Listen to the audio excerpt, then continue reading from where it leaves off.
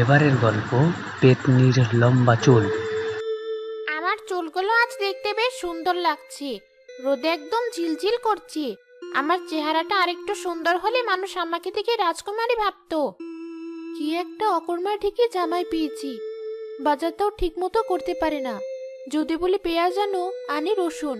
বড় মাছ আনতে বললে আনি ছোট মাছ। তাই সিদ্ধান্ত নিয়েছি, এখন থেকে আমি নিজেই সব বাজার করব।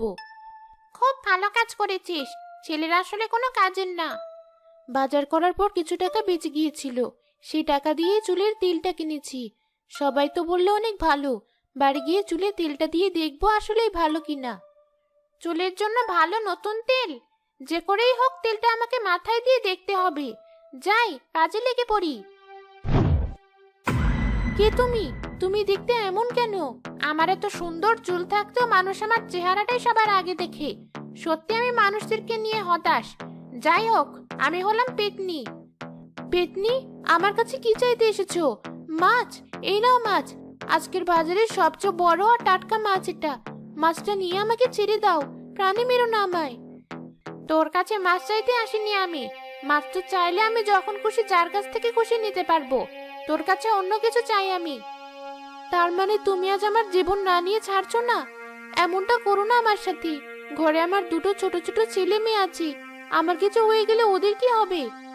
আরে, তুই সবসময় এত বেশি বুঝিস কেন? আমি কি একবারও তোকে বলেছি যে তোর জীবন চাই আমি? তাহলে তোর ওই নতুন চুলের তেলের বোতলটা দিয়ে যা আমায়। কিন্তু তুমি তেল দিয়ে কি করবে? দেখছিস না আমার চুলগুলো কত সুন্দর? তোর ওই তেল দিয়ে আমার চুলগুলো আরো সুন্দর বানাবো। ঠিক আছে, এই নাও। কি হলো, এখনো দাঁড়িয়ে আছিস যে? নিজের প্রাণ দেওয়ার এতই শখ তোর? না, আমি যাচ্ছি। ধন্যবাদ আমাকে প্রাণে না মারার জন্য। হ্যাঁ, যা যা। আমি এখন তেলটা আমার চুলে লাগাবো। পেতনি তেল নিয়ে তার চুলে লাগাতে থাকে।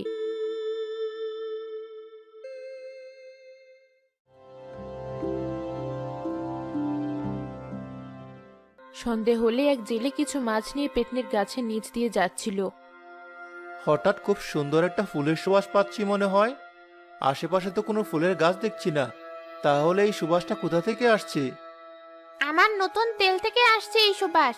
তেলটা যেমন ভালো, সুবাসটাও তেমন সুন্দর। যাই হোক, আমার কি, বাড়ির দিকে রওনা হই এবার। আমার হাতে কিছু একটা পেঁচে ধরলো মনে হচ্ছে। সাপ নাকি? আমাকে একটা সাপ পেঁচিয়ে ধরেছে। কেউ আমাকে বাঁচাও! এই লোকটা বোধহয় চোখে কম দেখে। আমার এত ঘন কালো চুলগুলোকে কিনা বলে সাপ। দাঁড়া, দেখাচ্ছি। এ কি, সাপটা তো এখন আমার শরীর বেয়ে উঠে আমার গলায় পেঁচিয়ে ধরছে। কে কোথায় আছো? বাঁচাও আমাকে! সাপ বলে চেঁচানো বন্ধ কর, নয়তো তোকে গলা টিপেই মেরে ফেলবো। ওটা কোনো সাপ নয়, আমার সুন্দর চুল। ওহ, তোমার এই সুন্দর চুল থেকে বুঝি এত সুন্দর সুবাস আসছিল এতক্ষণ? এই তো, এতক্ষণে একটা ভালো কথা বলেছিস। এবার তোর কাছে যত মাছ আছে সব নিচে রাখ। আমার খুব খিদে পেয়েছে। এই যে নাম রাখলাম, এবার আমাকে যেতে দাও। ঠিক আছে, যা। প্রথমে আমার চুলের নামে উল্টোপাল্টা বললেও পরে আমার চুলের প্রশংসা করেছিস, তাই তোকে যেতে দিলাম।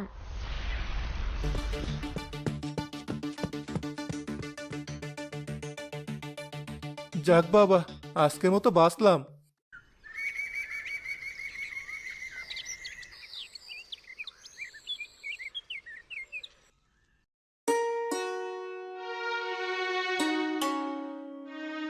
তন্নি, তুই এসেছিস? আমি তোর জন্যই এতক্ষণ অপেক্ষা করছিলাম। মামা মামি, তোমরা কেমন আছো? আমরা ভালো আছি। তোর আসতে কোনো সমস্যা হয়নি তো? না মামা, ঠিকঠাক ভাবেই এসেছি। তোর চুলগুলো এখনো সে আগের মতোই সুন্দর আছে। সত্যি বলতে এত সুন্দর চুল আমি আজ পর্যন্ত কারো মাথায় দেখিনি। কি যে বলো না মামি, তুমি সবসময় একটু বেশি বেশি। ভাগ্নিকে শুধু বাইরে দাঁড় করিয়ে রাখবে, নাকি ভেতরে এনে কিছু খাওয়াবেও? ও দেখো কাণ্ড! আয় আয়, ভেতরে আয়। ইনু পেটনিটা যে কোথায় গেল খুঁজেই পাচ্ছি না। আমার এই লম্বা আর ঘন চুলে নিজে নিজে তেল দিতে গেলে হাত লেগে যায়, আবার সময়ও লাগে বেশি। মিনু, এই মিনু, কোথায় গেলি তুই?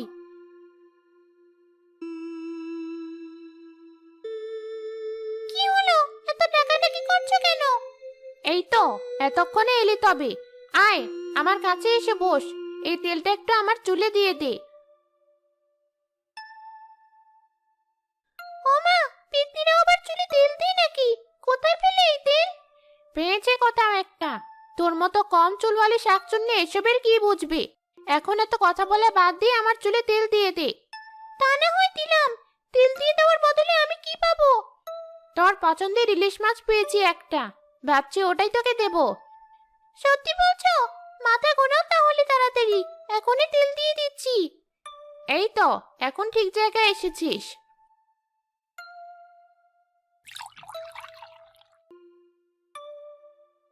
বাহ, তেলের সুবাসটা তো বেশ সুন্দর। দেখতে হবে না কার চুল? এই গ্রামের সবচেয়ে সুন্দর চুল হলো আমার। এই সুন্দর চুলের জন্য তো সেরা তেলটাই লাগবে। পিকনি, তুমি গ্রামে আসা নতুন মেয়েটার চুল দেখোনি? না তো, কোন মেয়ে?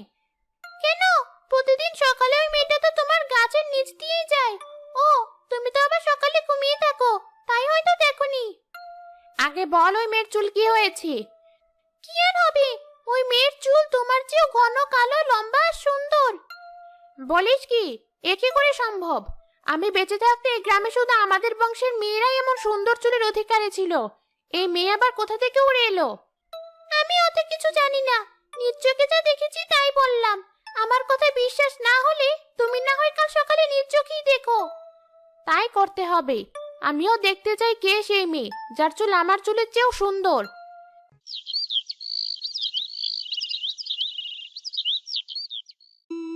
পেতনি পরদিন সকালে গাছের ডালে বসে তন্নির অপেক্ষা করতে থাকলো। কিছুক্ষণ পর তন্নির দেখা পেল সে।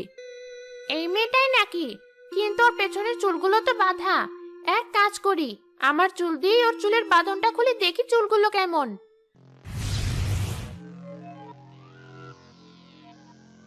বাতাসে আবার আমার চুলগুলো খুলে গেল। কি যে করি চুলগুলো নিয়ে? চুলের ক্লিপটা যে কোথায় গিয়ে পড়লো এখন তাও খুঁজে পাচ্ছি না। মিনো পেতনি তো ভুল কিছু বলেনি। সত্যিই তো দেখছি এই মেয়ের চুলগুলো অনেক সুন্দর, এমনকি আমার চুলের চেয়েও। এভাবে যে আর কত ক্লিপ হারাবো তার হিসেব নেই। এখন কি খোলা চুল নিয়ে বাসায় যাব? এই মেয়ে, এদিকে আয়। জি, আমাকে কি কেউ ডাকছেন? আমি আপনার কথা শুনতে পাচ্ছি কিন্তু দেখতে পাচ্ছি না। তোর সামনে থাকা গাছটার উপরে উঠে আয়, তোর চুলের ক্লিপ আমি পেয়েছি। সত্যি বলছেন? আমি তাহলে এখনই আসছি। এত সুন্দর চুল আপনার। তুই মনে হয় প্রথম মানুষ যে শুরুতেই আমার চেহারার দিকে না তাকিয়ে আমার চুলের দিকে তাকিয়েছে, প্রশংসা করেছে। আমার মা সবসময় আমাকে বলে মানুষের খারাপ দিক না দেখে তার ভালো দিকটা দেখতে, আর সেই ভালো দিকের প্রশংসা করতে। তোর মা বোধহয় খুব ভালো মানুষ ছিল। হ্যাঁ, তার চুলও আপনার চুলের মতোই সুন্দর ছিল, যদিও এত লম্বা ছিল না যে গাছের ডালে এভাবে ছড়িয়ে ছিটিয়ে থাকবে। আমি তোকে দেখানোর জন্য আমার চুলে জাদু করেছি। আমার চুল আসলে এত বড় না, তবে আমি চাইলে আমার চুলগুলো বড় করতে পারি, আবার এই চুল দিয়ে ছোটখাটো কাজও করতে পারি। সত্যি বলছেন? আমিও দেখতে চাই আপনি এই চুল দিয়ে কিভাবে কাজ করেন। দাঁড়া, দেখাচ্ছি। বাহ, চুলটা নিজে নিজেই আমার কাছে এসে ক্লিপ দিয়ে গেল। অবিশ্বাস্য ব্যাপার। এবার আমার চুলের আসল রূপ দেখ। সত্যি হুবহু আমার মায়ের চুলের মতো দেখতে। তোর মা এখন কোথায়? আমি ছোট থাকতেই আমার মা মারা যায়। তারপর আমি আমার ফুপুর কাছে বড় হই, আর এই গ্রামে আমার মামার বাড়ি বেড়াতে এসেছি। ও আচ্ছা, তোর চুলগুলো এত সুন্দর হলো কিভাবে? আমাকে তোর চুলের রহস্য বলবি? ঠিক আছে, কাল থেকে আমি আমার চুলে যা যা দেই সব আপনার জন্য নিয়ে আসব। তারপর দেখবেন আপনার চুলও আমার চুলের মতো সুন্দর হয়ে যাবে। সত্যি? আমি তাহলে কাল তোর জন্য অপেক্ষা করব। আচ্ছা, আজ তাহলে আমি আসি। তন্নি এরপর মেহেদির তেল আর বিভিন্ন রকমের মিশ্রণ নিয়ে প্রতিদিন পেতনির সাথে দেখা করতে যেত, আর পেতনির চুলে এসব লাগিয়ে দিত।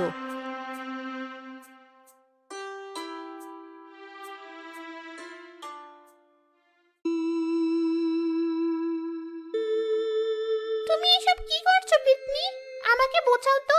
আমি তো ভেবেছিলাম তুমি মেয়েটাকে টেকো বানিয়ে ছাড়বে ওর সুন্দর চুলের জন্য। এখন দেখছি ওকে ভালো বন্ধু বানিয়ে ফেলেছো। আমার বদলে ওই তোমার মাথায় তেল দিয়ে দেয়। ওর দেখা দেখি তুইও দেখছি বোকা হচ্ছিস আমার অভিনয় দেখে।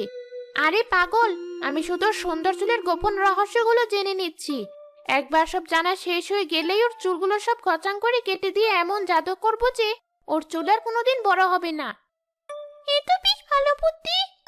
হ্যাঁ, আর 1-2 দিন পরে দেখতে পারবি আসল কাণ্ড।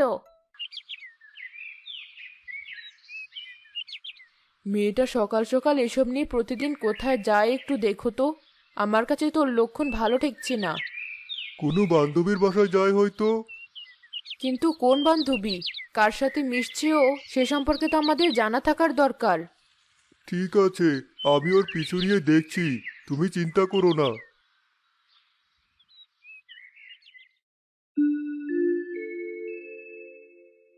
আমি চলে এসেছি, তুমি আছো? হ্যাঁ আছি, গাছের উপরে উঠে আয়।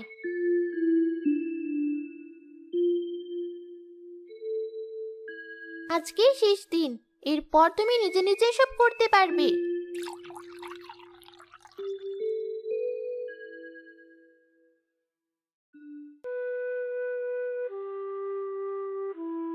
এত জায়গা থাকতে ওরা গাছে বসে তেল দিচ্ছে। ঠিক বলেছিস, আজকেই শেষ। এ কি, ওই মেয়েটার চুলে চাকু কেন? আর চাকুটা আস্তে আস্তে আমার ভাগ্নির গলার দিকে যাচ্ছে কেন? কি করি এখন? মামা একটা পাটকেল সে চাকুর থেকে ছুঁড়ে মারে আর চাকুটা নিচে পড়ে যায়। তন্নি, ওই মেয়েটার কাছ থেকে দূরে সরে আয়, ও তোকে খুন করতে চাইছে। কে বলেছে তোকে? আমি তো শুধু ওর চুলগুলো। আজপর তুই এই পেত্নি, আমার নাম জানলে কিভাবে? আমাকে চিনতে পারছিস না? আমরা 2 বোন ছিলাম। তুই এতিম ছিলি বলে মা বাবা তোকে আমাদের কাছে নিয়ে এসেছিল। সেলিনা আপা তুমি? হ্যাঁ। তন্নি তো তাহলে তোমার ভাগিনী হয়। সুমি আপার মেয়েও। তুমি নিজের ভাগিনীকেই। সত্যি বলছিস? আমি না জেনে নিজের ভাগ্নের ক্ষতি করতে চেয়েছিলাম। হে বিধাতা, আমাকে ক্ষমা করো। সেই কতকাল আগে গাছের ডাল ভেঙে নিচে পড়ে মারা গিয়েছিলাম। এতদিন এই অপেক্ষায় ছিলাম যে নিজের পরিবারের একজনকে হলেও দেখব। মা বাবা মারা যাওয়ার পর আমরা 3 জন আলাদা হয়ে যাই। বড় হওয়ার পর আমি এই গ্রামে ফিরে আসি। তোমাকে যারা পালিত নিয়েছিল তারা বলে তুমি হারিয়ে গিয়েছো। তারপর আর তোমার খোঁজ করিনি। আমাকে ক্ষমা করে দাও বোন। আমাকেও তোরা ক্ষমা করে দে। এই সামান্য চুল নিয়ে কত নিচে নেমে গিয়েছিলাম আমি। আয় ভাগ্নি, আমার কাছে আয়। তাদের সাথে কথা বলার পর পেতনির আত্মা মুক্তি পেল।